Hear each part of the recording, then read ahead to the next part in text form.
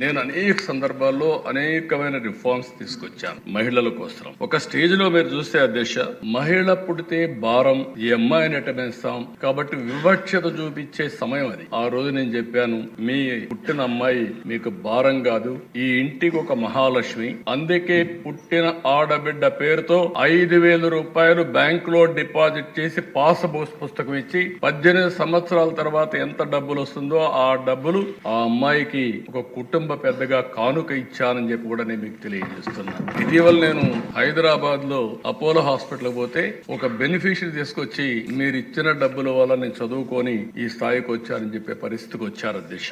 ఇంకో పక్కన అధ్యక్ష, మీరు ఒకసారి చూస్తే ఒక నమ్మకం, ఒక కాన్ఫిడెన్స్ కావాలి. మనం అందరం ఆలోచించేవాళ్ళం, అమ్మాయిలంటే సైకిల్ దొక్కలేరు, మగవారితో సమానంగా ముందుకు పోకూడదు, లేకపోతే ఎవరన్నా పేరెంట్స్ తీసుకెళ్ళాలి, ఇలాంటివన్నీ ఉంటే నేను ఆ ధైర్యాన్ని, వాళ్ళలో ఒక నమ్మకాన్ని ఇవ్వాలి. మగ పిల్లలు ఆడపిల్లలు తేడా లేదు, అవసరమైతే ఆడపిల్లలే దూసుకుపోతారనే నమ్మకాన్ని ఇవ్వడానికి 8, 9, 10వ తరగతి స్టూడెంట్స్ అందరికీ, ఆడపిల్లలందరికీ సైకిళ్లు కొనిచ్చాను అధ్యక్ష. సైకిళ్లు కొనిస్తే తల్లిదండ్రులు చదువుకోవద్దన్నా మాకు సైకిల్ ఉంది, మేము వెళతామని వచ్చి చదువుకున్న సందర్భం అధ్యక్ష. అలాంటి ధైర్యాన్ని ఇవ్వగలిగాం. ఇంకో పక్కన అధ్యక్ష, స్పీకర్ గా కూడా ప్రతిభా భారతిని పెట్టాం. నేను పెట్టిన ఉద్దేశం కూడా ఆ రోజు ఇక్కడ కూర్చున్న వాళ్ళు అధ్యక్ష అన్నప్పుడు ఒక మహిళా స్పీకర్ చూస్తే గౌరవం పెరుగుతుంది, ఆడబిడ్డల్లో కూడా ఒక నమ్మకం వస్తుందనే ఉద్దేశంతో ఆ రోజు పెట్టాం. ఈ రోజు అధ్యక్ష, president of India Narendra Modi గారి నాయకత్వంలో ఒక మహిళ దేశ రాష్ట్రపతి, ఒక ఆర్థిక మంత్రి నిర్మలా సీతారామన్ గారు, ఇక్కడ 3 మంత్రులుగా పెట్టాం. 21 మంది ఎమ్మెల్యేలుగా ఉన్నారు.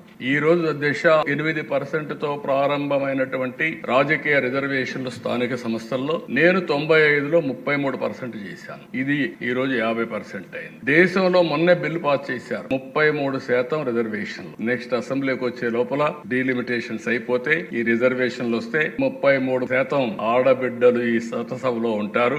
70-75 మంది ఆ రిజర్వేషన్ ప్రకారం 1/3 ఉంటారు. మంత్రులు కూడా 1/3 ఉంటారు. ఇది శుభ పరిణామం అని చెప్పి కూడా నేను మీకు తెలియజేస్తున్నా. ఏదైతే నేను చెప్పానో రాజకీయంగా, ఆర్థికంగా ఈ 2 పైకి వస్తే సామాజికంగా ముందుకు పోయే పరిస్థితి వస్తుంది. అది జరుగుతుంది.